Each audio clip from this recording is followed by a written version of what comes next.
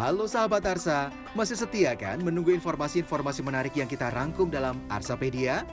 Hari ini kita akan bahas tentang mukjizat Nabi besar Muhammad SAW.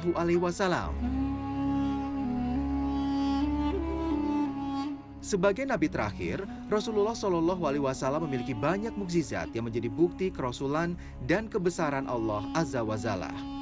Mukjizat yang pertama dan utama adalah Al-Quran.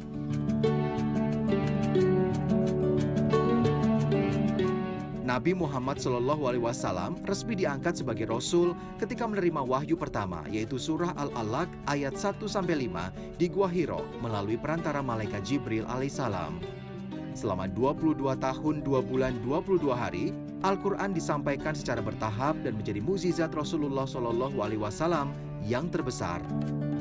Berbeda dengan mukjizat para nabi dan rasul sebelumnya yang hanya berlaku pada satu kaum di masa itu saja, sedangkan Al-Quran berlaku bagi seluruh umat manusia hingga akhir zaman.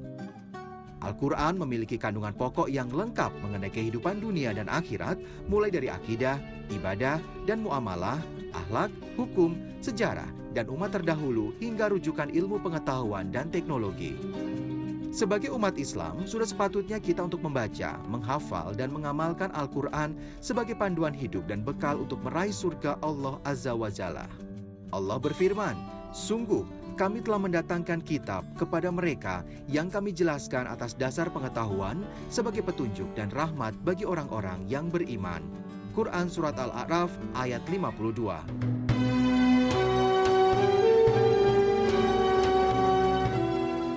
Selain Al-Quran, mukjizat besar lainnya yang diterima Nabi Muhammad SAW adalah membelah bulan.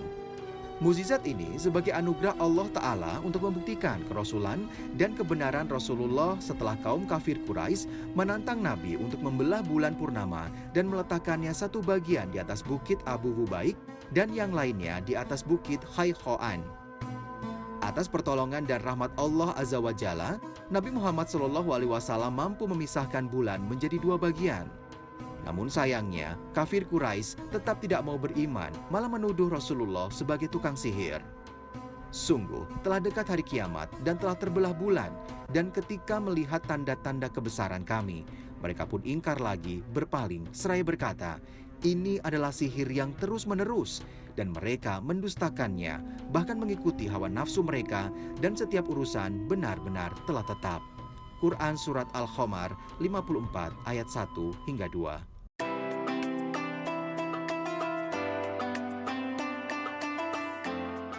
Perjalanan pada malam 27 Rajab dari Masjidil Haram ke Masjidil Al-Aqsa dan naik hingga Sidratul Muntaha yang dikenal dengan Isra Mi'raj menjadi mukjizat besar selanjutnya yang diterima Nabi Muhammad SAW. Di malam perjalanan suci yang menembus langit ketujuh inilah Nabi Muhammad menerima perintah sholat 5 waktu untuk dilaksanakan kaum muslimin hingga akhir zaman. Berbagai peristiwa yang terjadi dalam satu malam ini menjadi bukti keagungan Allah Ta'ala dan keistimewaan Nabi Muhammad sebagai Nabi penutup hingga akhir zaman. Dengan demikian, sudah sepatutnya kita umat Islam mengimani dan meyakini kebenarannya. Sesuai dengan firman Allah Jalla Jalaluhu dalam surah Al-Isra ayat 1. Maha suci Allah yang telah memperjalankan hambanya pada malam hari dari Masjidil Haram ke Masjidil Aqsa yang telah kami berkahi sekelilingnya agar kami perlihatkan kepadanya sebagian tanda-tanda kebesaran kami. Sesungguhnya Dia Maha mendengar, Maha melihat. Quran Surat Al-Isra ayat 1.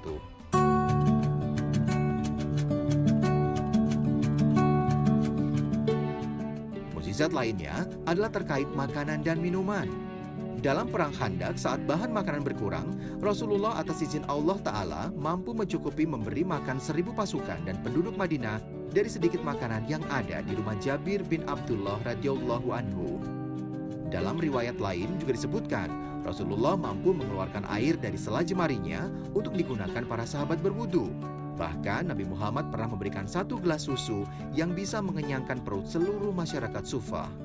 Sungguh besar karunia kepada Nabi Allah.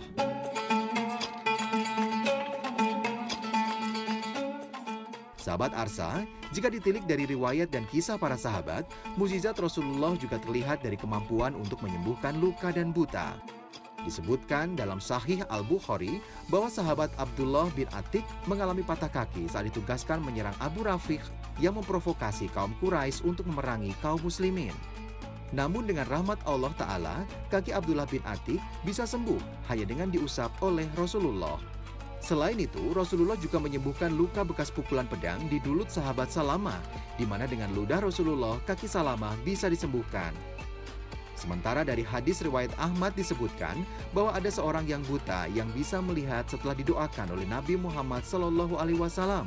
Begitu pula mata Aqtadah bin Nu'man yang terluka di perang Badar bisa kembali seperti semula setelah disentuh oleh Rasulullah. Masya Allah, itulah kisah mukjizat yang pernah diterima Nabi kita, Nabi Muhammad SAW. Jangan lupa tonton terus episode kami ya. Masih banyak informasi unik tentang agama Islam yang kami rangkum menjadi salah satu informasi menarik. Wassalamualaikum warahmatullahi wabarakatuh sahabat Arsa. Jangan lupa untuk subscribe, like, dan share channel CT Arsa Foundation.